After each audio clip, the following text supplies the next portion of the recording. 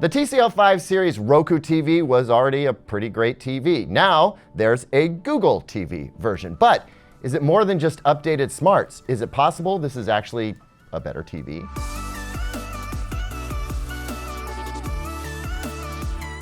Welcome back, everyone. I'm Caleb Dennison, and today we're going to unbox, set up, and get first impressions of the TCL 5 series Google TV. That would be the R546, as opposed to the R545 Roku version that we've already reviewed. Now, when these TVs were first announced, the headlines were all about how there was now a Google TV version of TCL's already popular TV models. But in a conversation that I had with TCL at the time, they told me that in an effort to constantly innovate and blah, blah, blah, blah, marketing speak, I forget the rest, there had been some refinements that had been made to this particular model of TV, which to me sounds a lot like could be improvements. We don't know. We need to find out. But before we can get to any of that, we need to dig into this thing, so let's get to it. Before I get into it, I want to mention that the 55-inch version of this TV goes for about $550 on sale. That's right now, and will probably change. The 65-inch version goes for $800, again, right now. That'll probably change. And those may sound a little bit like 6 series prices from a year or two ago, and that's true. Those prices have gone up, and I blame the pandemic and supply chain issues because they are indeed responsible, which, by the way, leads me to this pro tip. If you're thinking about buying a TV for the holiday season in 2021, buy it now. Do not wait. I'm not saying this to try and make some money. I'm saying it because these things are going to disappear, and I don't want you to be disappointed. Mark my words, come the holidays, these things will be gone. With that said, hop down in the comments with me right now and tell me, how many zones do you need in a TV? Do you count zones? Do you care about halo and blooming? I really want to know what the average person feels about that. And while you're down there, please consider clicking like and subscribe if you enjoyed this video and you'd like to see more. Helps us out a great deal. Thanks for your attention. Business done. Now, let's dig into this TV.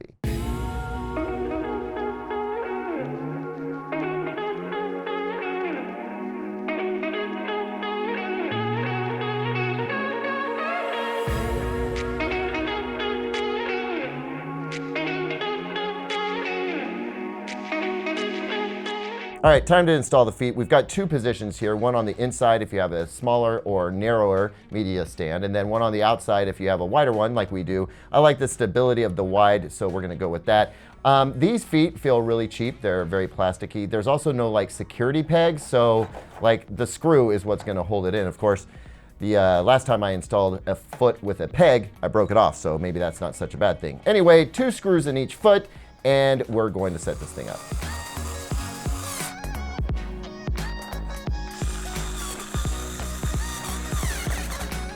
And here we are, back at the TV shot, and there is literally nothing to see here. It is the most basic back of the TV, which is fine. You never look at that.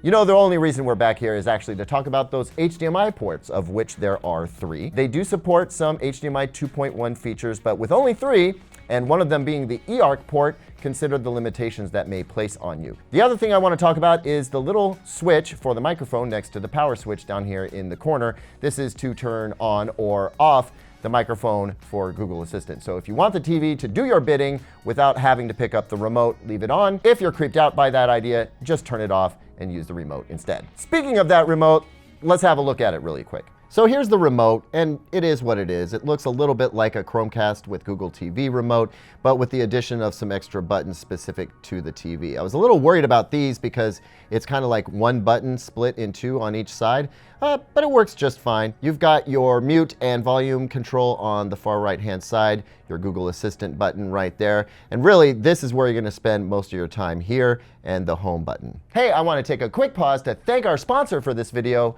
TRIFO. The TRIFO Lucy is the first AI-powered robot vacuum that uses a 1080p HDR color camera and a depth camera to build a legit 3D map of your home. That means it knows where it is in your house as it's mapping your rooms. Now, if you've owned a, shall we say, less intelligent robot vac like I have, then you know that not only does it often seem to just wander around aimlessly, but it also tends to get stuck on little things, or worse, run headlong into certain bio messes left behind by pets. The Lucy Robot Vac avoids such conundrums because it can detect objects as short as 1 inch and cleverly avoid them. There is also a pet edition of the Lucy Vac that comes with 33% more suction power and a pet hair extractor attachment, which TRIFO promises will not get tangled or clogged. I tested it and I can confirm this claim. Now, in addition to being a robot vacuum, Lucy is also something of a security sentinel, as it can detect noises or motion in your home while it's cleaning. If it does, it will send you a notification and you can check out what's going on for yourself.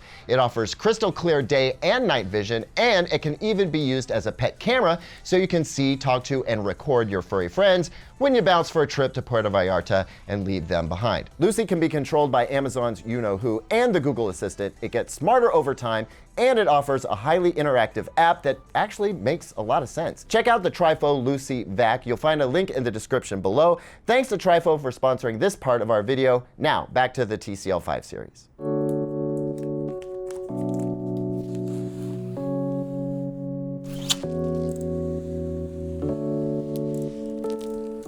And front of the TV shot. You know what? Considering this TV's class, it's a pretty classy looking TV. Almost no bezels on the side and top, which I feel like I say about just about every TV these days because it's true. A little bit of a metal strip down at the bottom, which is super dark, so it doesn't call attention to itself. There's also a significant amount of anti-glare for a TV, again, in this class. I'm surprised by that. But perhaps the most notable little touch is actually the very center of the TV at the bottom. It's got that sort of Google Home speaker cloth to it, which is just a little thing, but for whatever reason, kind of feel like it's a nice touch. All right, now let's turn this thing on. All right, so we power the TV on. I notice we get a new TCL animation, and then we see the Google TV animation. And here comes a part that I keep forgetting to mention to folks. You do not have to set this up as a Google TV. You can set it up as a basic TV. There's an option for that, okay? So don't feel like you have to get into the whole Google ecosystem. But if you choose to do so, and I would recommend you do because it's actually one of the better parts of this TV, make sure that you have the Google Home app and make sure you have a Google account set up, because setting this TV up with your phone is by far the best way to go. Way less button pressing, way less frustrating. Still takes about the same amount of time, it's just less work on your part.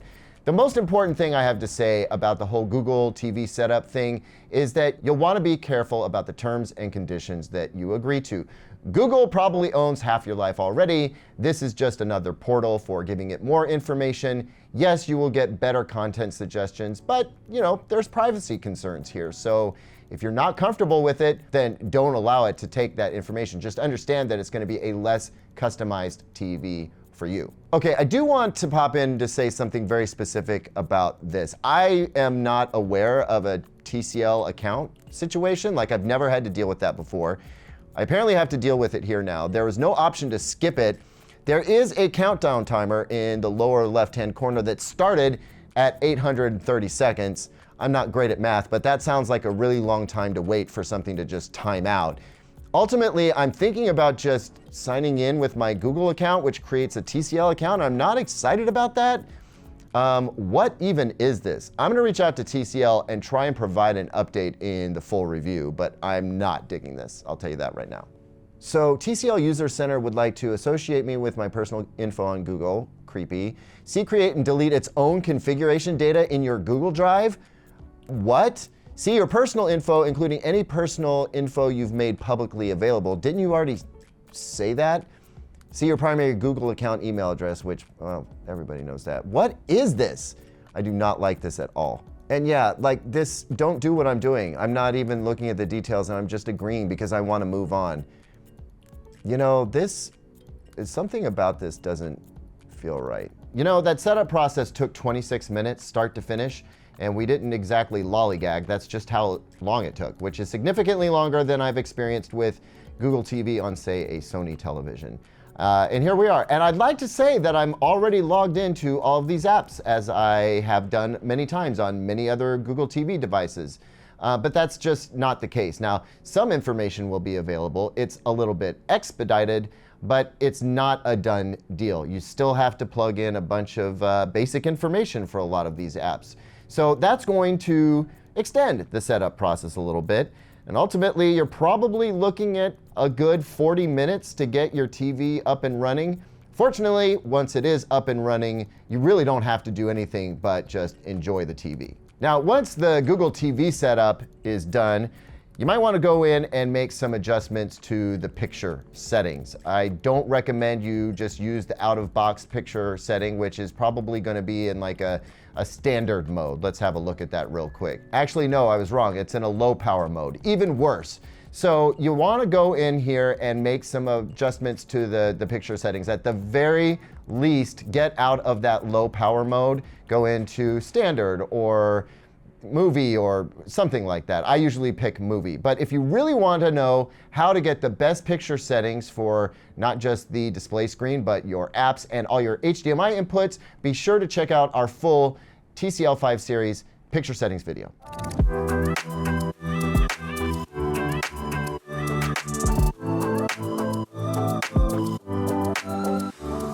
All right, so here we are, first impressions, and I gotta go back to how long it took to get this TV set up. I think it clocked in at like 26 minutes or so, which is a long time, longer than I've experienced with Google TV on a Sony, for instance. But I bring that up again because as I've used this TV, I've noticed that it tends to be a little on the sluggish side. It reminds me of when Android TV first came out on Hisense and Sony TVs, and it was a little bit sluggish.